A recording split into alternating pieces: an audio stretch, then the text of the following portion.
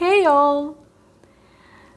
I've been wanting to make a video on procrastination for a while now, and I realized today that I've been procrastinating it for about 2 months. Well, not really procrastinating, there were issues, but it's just funny. Anyhow, so we were having a discussion, me and some friend, and the other person said that, I believe that the system is designed for minimum effort. And I said, no, I don't agree with that at all. I believe that the body is designed for the highest efficiency. That doing things very rapidly and efficiently is actually natural, and that's how we're meant to exist. But a lot of us don't get to experience that anymore because we are functioning from what is called the flight or fight response, or one of my teachers says freeze, which is appropriate. If you haven't heard this term before, fight or flight is a state where your system perceives a threat of some sort and you sort of go into, it's like you're faced with a Bengal tiger or something, and then you have to fight it, or you have to run as fast as you can to survive. And if the body is too overwhelmed with all of this, you just go into freeze, you don't move. A lot of wild animals die like this. I don't know if you've ever gone into a forest and driven through a forest, and then some deer or some animal comes to lick the salt on the road, sees your vehicle at night and just freezes. It happens all the time. It happens in our life all the time when we freeze. So the thing is, we're living the sort of lives that are overstimulating us to such extreme extents that we're functioning in continuous fight or flight. If you procrastinate, one thing you're very likely to relate with is how you have absolutely no energy to do something until the very last moment, which is when you get that extreme spike, because now you're afraid, when you get to that point where you're like, oh my God, I have to get this done or else. So you're basically functioning from, again, through that adrenal gland, through that adrenal rush. Now the problem is when you're safe is when nature feels, yeah, life is great. I'm safe. There's abundance of food, and there's everything that I need is available in abundance. So let's thrive. So then the body starts sending energy and blood, and all of its resources are directed towards thriving. So your brain is at peak efficiency, your body is at peak efficiency, you heal much faster, you actually focus a lot more on healing rather than the fight or flight, which actually suppresses everything.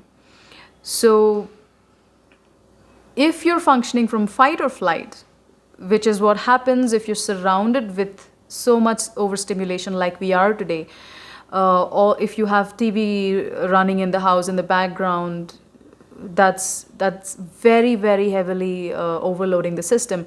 If you have continuous traffic sounds and movements is basically something that sets your system into alert, because if you're in the forest, any movement and any light is a sign that there's some danger lurking nearby. So you're automatically going into full alert when that happens. So if your environment, especially when you sleep, if it's quiet and if it's dark, you get a much better sleep. This is scientifically proven.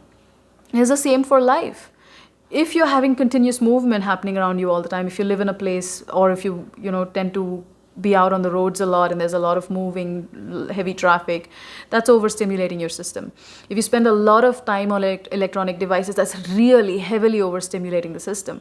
If you listen to disturbing music, overstimulating the system. So there's a lot of stuff. Plus, of course, these are the subtle things. Add to that the stuff like, being in an actually stressful job where you have deadline after deadline, and unfriendly colleagues, or a difficult marriage, or loans that are getting difficult to pay off. So when you have all of these actual stressors, it just adds, and it becomes a very, very dangerous cocktail. What is the difference between thriving and surviving? When your system goes into the surviving mode, what starts to happen is all the energy is taken away, because in surviving, you don't care about making your system healthy and last. You don't want to last for 100 years, because you're like, let me get through the next 5 minutes first. Your body does not know that you won't die in the next 5 minutes. It is perceiving the threat as real and very present. So your body just cares about getting from this second to the next and being alive in it, right? So when that happens, all your resources are pulled in, healing slows down. If you've noticed, when you get a very deep injury, and if you were actually running away from a tiger, if you even broke your leg, there have been times when people they have a broken bone, and they don't realize it until they're actually safe. They would have crossed the border, or reached a safe spot, and then they realize they can't stand up anymore.